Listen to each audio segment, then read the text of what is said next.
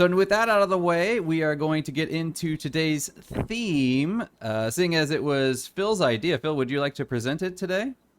Yeah, okay, why not? We thought about arcade games in general, and then we decided that there was way too many, and we were looking at different lists of the best arcade games, and there was just, throughout the time, there was no way we could whittle it down to a few. So we thought for today's episode, seeing as it's probably the prime time of most of our gaming lives of going to arcades, we would focus on iconic games through the 90s.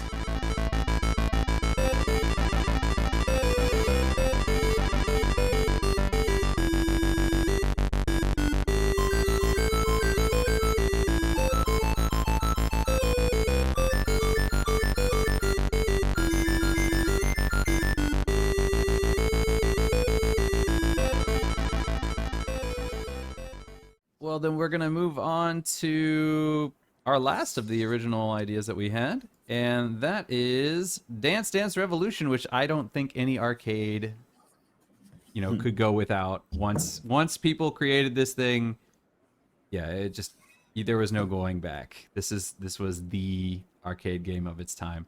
And there are a lot of great videos out there of people doing some crazy stuff. This is as you can see, it just got really insane in the video here. This is the Konami International Games Competition. This is basically the world elite of DDR playing DDR at their highest level. And you can see that these guys are getting crazy combos at a speed that's just inhuman. So, and you can see the music is speeding up and slowing down as well. So, these are the kind of things where you just basically have to memorize. You guys play a lot of DDR? Well, yeah, my sister loved it. I think we've discussed it before. I think my sister ended up having like 4 dance mats or something. So anytime we went to an arcade, again, it's one of those things that just stands out. It's so huge, and there's always some people looking like fools, and there's always a big audience and crowd around it. It's one of those that just draws people in. I feel a bit sorry because this one only just crept into our 90s. I think it was like 99, is it? This is 99. Yeah, so compared to some of those other arcades, it's got like 8 years on it, which we know is like a long time for this period of gaming. But yeah, we had to go with a rhythm game, and I'm trying to think of any type of rhythm games that predated this. I think there was one that had like guitar game, right? No, the Guitar Hero came later, but I think there was one where it was kind of like a Simon game where you had like, I think 4 colored balls or something, and you had to kind of like a whack-a-mole where you had to slap them in the right order. I think we had something like that, but I don't remember what it was called. But yeah, once these dance games came out, there was no turning back. I mean, DDR obviously was pretty much the first, but then now you have Let's Dance, which is kind of taken over, and now it's gotten, it used to just be your feet had to hit these 4 things, and that was it. And now it's your hands got to match it, and it's like a whole body movement, and yeah, it's just crazy. And you can go online and look at videos of people playing, and people get into it. And spawn all the other games that came from it, like you said, the Guitar Hero, your bongo game. What's it called? There was like a Donkey Kong bongo, wasn't there? There was a Donkey Kong game with bongos. I've seen all sorts. I've seen other ones as well, to random instrument type things where you just got to whack or play whatever it is to the beat. Yeah, the one that I wanted to include was was it Taiko no? I always just call it Taiko, but it's Taiko no Tsujijin. I'm not sure. But the one where it's got the big drum and you get the 2 sticks and you have to either hit in the middle or hit on the side. And even now, my wife and I, if we go to the movies and we have like 15 minutes before the movie starts, and in Taiwan, arcades are still popular, so they'll always have one of those machines, and we will always play it every single time. And she's really good, so I definitely lose from time to time.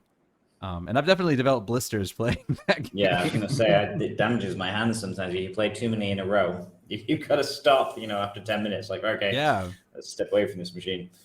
Yeah, and then because people play it so much, the sticks sometimes start getting kind of splintery, and those machines get a lot of love.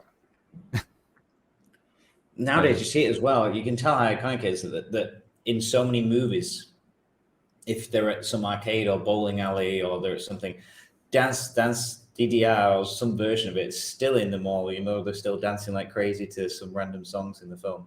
Yeah. Yeah, my wife and I were watching I don't remember which movie it was on Netflix. She had watched one of those kind of teen young adult kind of romance movies. I think it was like The Kissing Booth or something like that. But the characters in it, I mean, this movie was made last year, and the characters in it, one of their favorite things to do was go to the arcade and play DDR. Like they're still playing DDR in 2019 or something like, or 2018 or whatever. So yeah, it's definitely still very popular. And as you can see, this is a world competition, and Konami's been doing this for years. So still continues on to this day. And apparently now they even have certain songs where one person is supposed to do both pads simultaneously. So they have these like super crazy games where you're not just, clicking the four things, but you're actually kind of moving your feet around the pad as you go, and madness. All right, so we've gone through our main things. We still have, I think, what have we not covered? Or actually, I think we've covered everything except for, because we went over Crazy Taxi because Phil had not played some of these games, and he really wanted to play these. He really wanted to talk about certain games, so we brought them up. But are there any other arcade games that you guys want to bring up before we move on?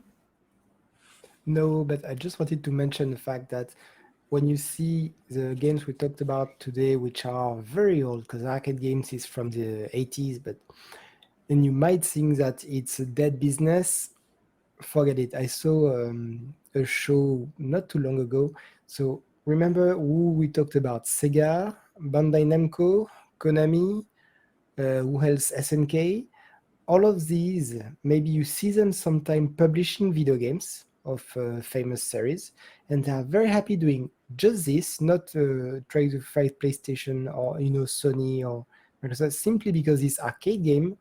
I just saw the stuff in Japan, but at least in Japan, it's insane amount of money they make every year.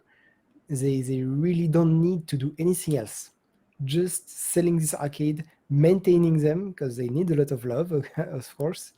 That's a very, very, very big business for them. So they just make extra money, when you see something released by Sega or Bandai Namco. That's just a little part of their business. Everything is arcade.